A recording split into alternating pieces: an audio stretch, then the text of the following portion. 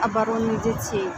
Тым часам у Беларусі 6 непаўнагадовых знаходзяцца пад прэсам падкатаваннями рэжыма. Таму беларусы кіеўскай дыяспары выйшлі ў знак салідарнасці і падтрымкі гэтых дзяцей, іх сямей.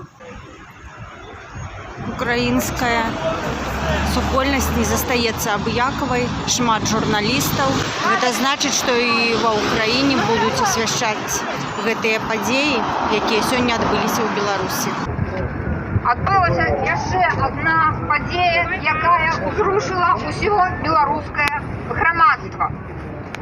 Сёння судзілі маладога чалавека, які раздаваў на камароўкі кветкі дзяўчынам, якія стаялі ў ланцугу салідарнасці у верасні, у жніўні 2020 года.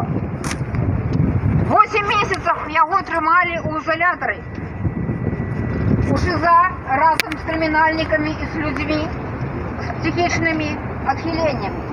Яму пагражалі, што калі ён не прызнаецца ў сваіх злачынствах, так званых, якія яму прыдумала улада Лукашэнкі, то у турму адправяць і яго бацьку, і ўсіх яго блізкіх і суседзяў. Падчас суда сённяшняга ён себе пашкодзіў горла. Он уваткнуў себе ручку ў горла, тым самым зрабіўшы замах на сваё жыццё. Гэта быў адзіны спосаб скончыць катаванні у прэс-хаце і скончыць здзекі над ним як палітвязням. Сёння Латыпаў аказаўся у больніцы, яму робяць аперацыю, і мы бачым, што такім спосабам беларуская ўлада, антыбеларуская ўлада, адзіны спосаб, якая яна пакідае беларусам для змагання за кратамі, гэта пратэставаць такім спосабам. Мы сёння салідарны са Степаном. Мы кажам: Степан, трымайся, мы з табой, мы ведаем пра тое, што адбываецца, і мы павінны даносіць гэта ўсяму свету. Жыве Беларусь! Жыве! Степан Латыпаў, мы з табою!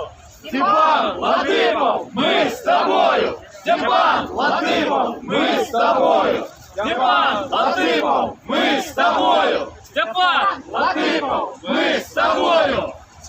Ян, скажи, калі ласка, што ў цябе з шыяй?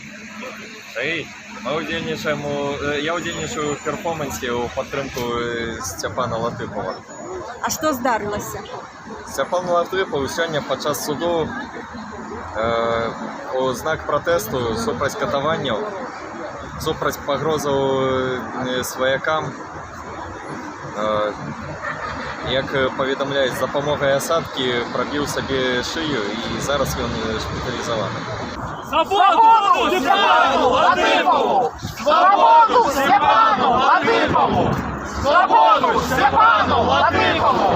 Свободу Степану Латыпаву!